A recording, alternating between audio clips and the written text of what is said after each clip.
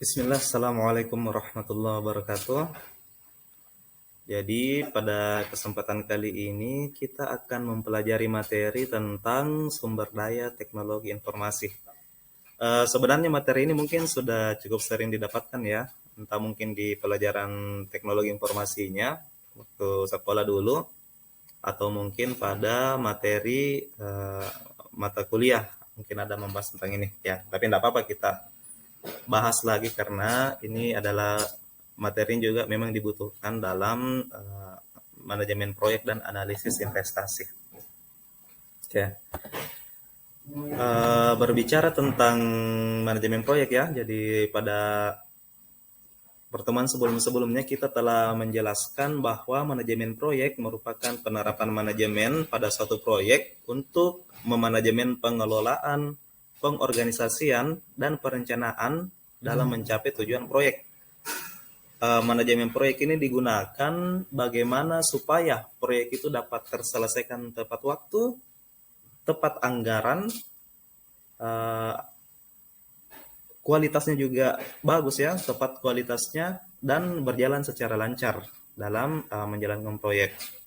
Namun, terkadang kendala ketika kita menjalankan proyek itu sering terjadi kendala. Misalnya mungkin proyeknya macet atau ada penundaan proyek dan sebagainya.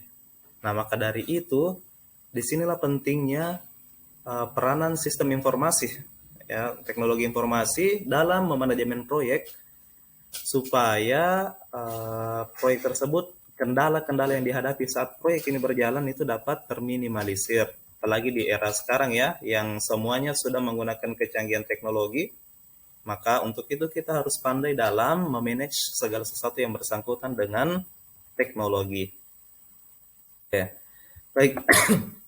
Pada materi ini hanya ada 3 tujuan kita ya, sesuai dengan silabus. Yang pertama ingin mengetahui definisi dari teknologi informasi, kemudian bagaimana peran teknologi informasi, serta hubungan teknologi informasi ini dengan pemasaran. Nah, tentu saja ini akan berkaitan juga dengan analisis investasi nantinya.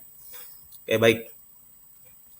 Yang pertama, tentang definisi teknologi informasi ya. Menurut ITTA atau Information Technology Association of America, di pengertian teknologi informasi adalah suatu studi, perancangan, implementasi, pengembangan, dukungan, atau manajemen sistem informasi berbasis komputer, terkhususnya pada aplikasi perangkat keras dan perangkat lunak komputer. Jadi ada perangkat keras atau hardware-nya dan juga perangkat lunak atau software. Teknologi informasi ini memanfaatkan komputer elektronik dan perangkat lunak komputer untuk mengubah, menyimpan, memproses, melindungi, mentransmisikan, dan memperoleh informasi secara aman. Ya, itu ya. Jadi supaya aman ya. Nah, itu menurut ITTA. Namun secara kita lebih generalkan lagi atau lebih umum ya, teknologi informasi ini adalah istilah umum untuk teknologi apapun yang membantu manusia dalam membuat, mengubah, menyimpan, mengomunikasikan, dan atau menyebarkan informasi. Nah, ini ya, jadi mungkin kita tidak asing dengan definisi ini karena mungkin sering didapatkan ya, tapi ya tidak apa-apa kita review lagi. Oke. Nah, itu definisi dari teknologi informasi. Ya, jadi kita lanjut. Nah, bagaimana peran teknologi informasi ini? Ya, sebenarnya perannya itu ada banyak. Namun di sini kita rangkum kita bagi menjadi 3 perannya. Yang pertama tentu saja untuk mempermudah pengerjaan. Jadi pengerjaan apapun itu, termasuk dalam proyek atau ketika kita ingin menganalisis investasi. Nah, dengan adanya teknologi informasi ini, IT ini ya, itu dapat lebih mempermudah pengerjaan kita. Nah, apalagi di zaman ini ya, di zaman era globalisasi, khususnya dalam bidang teknologi informasi ini tentu saja sangat berkembang cepat. Nah, misalnya perusahaan yang bergerak dalam bidang proyek itu sangat membutuhkan aplikasi atau alat teknologi canggih yang digunakan untuk mempermudah dalam pengerjaan proyek-proyek tersebut. Jadi bukan hanya membantu di dalam pengerjaannya saja, tapi juga dalam hal lain. Jadi bukan hanya pengerjaannya saja yang dibantu, tapi dalam hal yang lain juga. Contoh misalnya pembukuan atau dokumentasi. Jadi pembukuan ya, ini berkaitan juga dengan misalnya sistem akuntansi dalam anggaran proyek itu atau biaya ya atau dana. Nah, tentu beda kalau kita menggunakan mengerjakan akuntansinya secara manual dengan menggunakan aplikasi teknologi ya, misalnya aplikasi Mayop for accounting ya, untuk mempermudah kita dalam membuat pembukuan atau laporan keuangan. Nah, itu pasti dengan teknologi informasi ini tentu akan semakin mudah. Nah, begitu juga dalam dokumentasi ini ya bisa jadi dokumentasi dalam bentuk gambar kita melalui kamera ya, atau bisa juga dokumentasi dalam hal pengarsipan. Tentu kalau pengarsipan secara teknologi itu dia akan lebih mudah ya, misalnya lebih mudah dicari ya. Kita bandingkan misalnya kita arsip itu, dokumen-dokumen ini kita simpan di lemari dengan kertas yang bertumpuk-tumpuk dengan dalam file. Nah, tentu saja kan lebih mudah mencarinya kalau dalam bentuk file ya.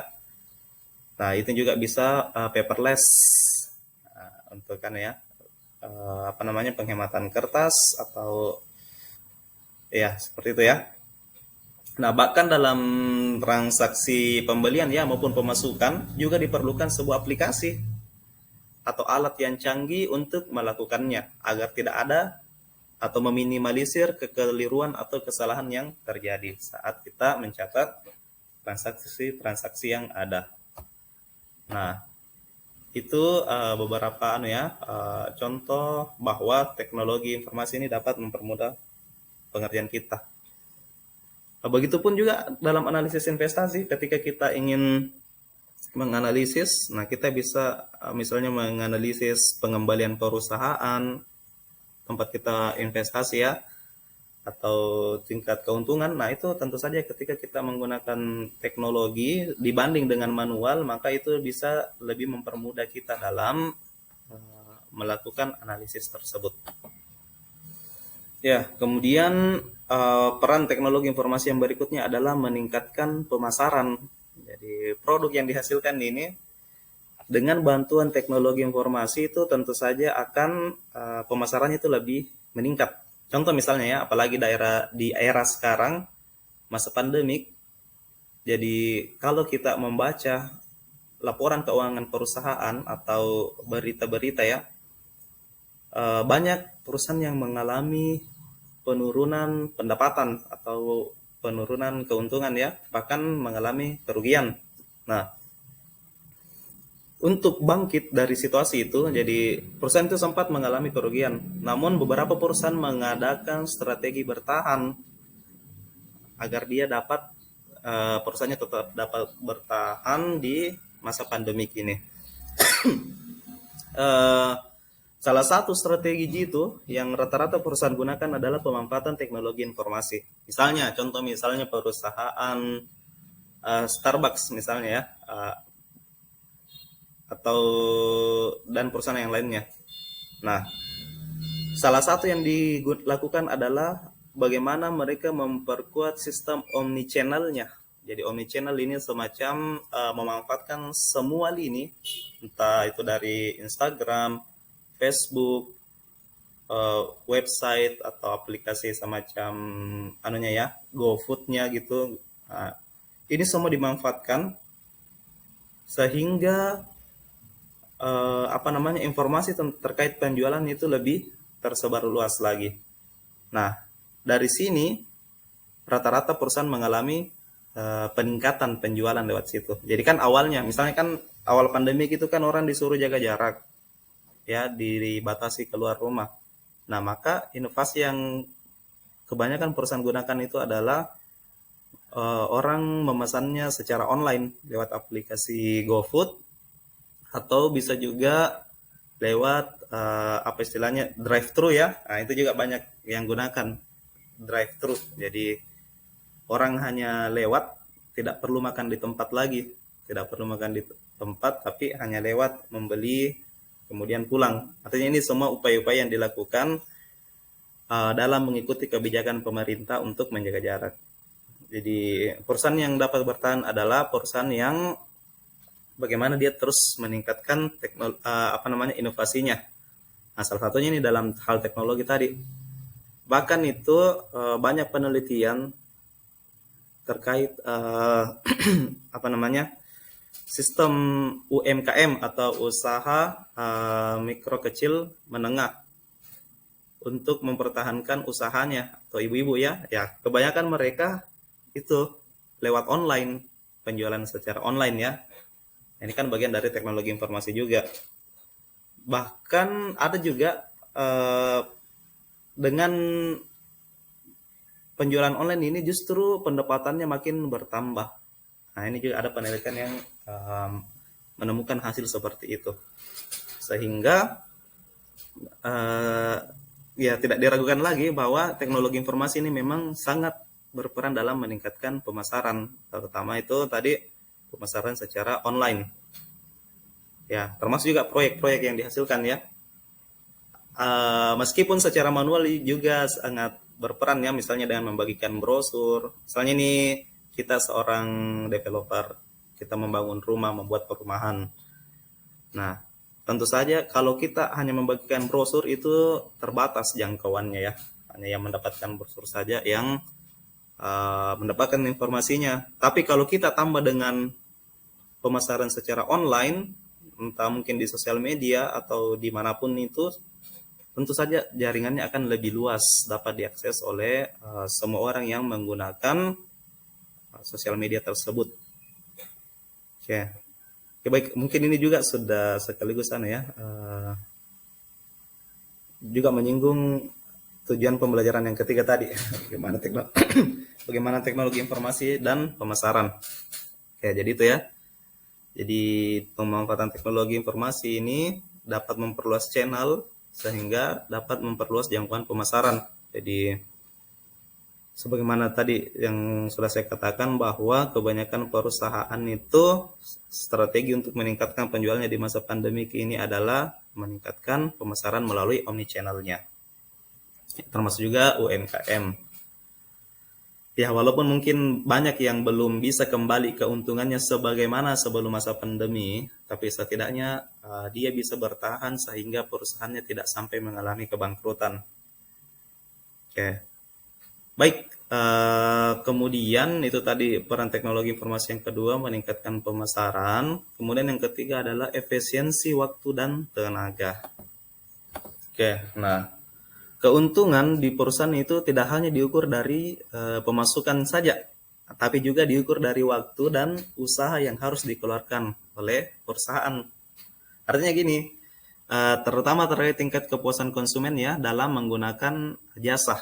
Nah, misalnya gini, kita mengerjakan proyek dalam waktu yang cepat, nah itu akan lebih disenangi konsumen. Dalam tanda kutip ini ya, kualitasnya sama antara waktu cepat dengan waktu lama.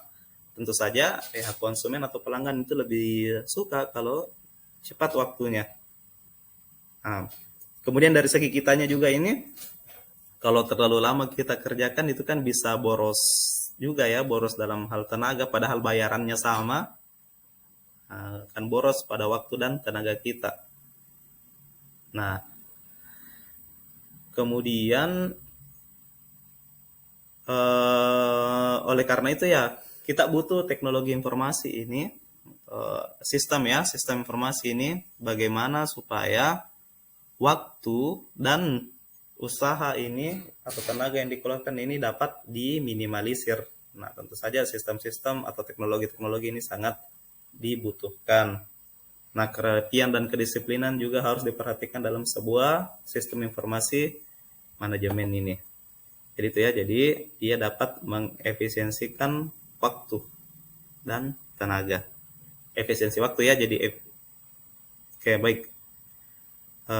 Berikutnya materi berikutnya adalah teknologi informasi dan pemasaran. Ini sebenarnya tadi sudah dijelaskan dan disinggung pada poin kedua ya, tentang teknologi informasi. Tapi pada intinya adalah saat ini manusia itu cenderung memilih untuk berkomunikasi di dunia maya. Contohnya saja misalnya ketika kita mungkin bersama teman, bertamu, atau dan sebagainya, ya kebanyakan itu pasti HP-nya itu orang-orang itu sibuk dengan HP masing-masing. Jadi walaupun kita berbicara secara langsung, tapi ya kita juga punya dunia maya yang kita temani berbicara. Makanya itu jadi orang itu apalagi lebih senang ya melihat HP-nya. Ini kondisi saat ini. Nah, maka dengan alasan itu, para pebisnis dapat menarik individu-individu untuk mengunjungi situs yang dimiliki. Itu ya pentingnya teknologi informasi. Oke, baik, mungkin itu saja materi kita pada kesempatan kali ini. Jadi nanti insya Allah akan ada sedikit tugas untuk menambah pemahaman materi kita. Nanti tugasnya bisa dicek di di classroomnya. Oke, baik, demikian pertemuan kita pada hari ini. Jika ada yang ingin bertanya, nanti bisa chat ya, atau bisa lewat classroom, bisa lewat WhatsApp juga. Oke, baik, kita cukupkan materi hari ini. Assalamualaikum warahmatullahi wabarakatuh.